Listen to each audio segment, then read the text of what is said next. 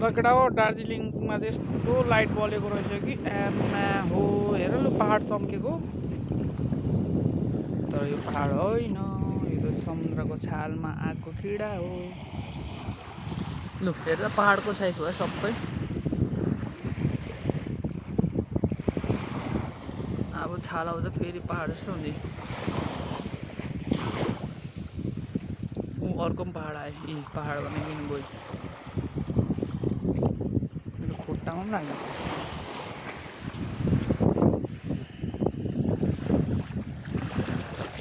ए छाला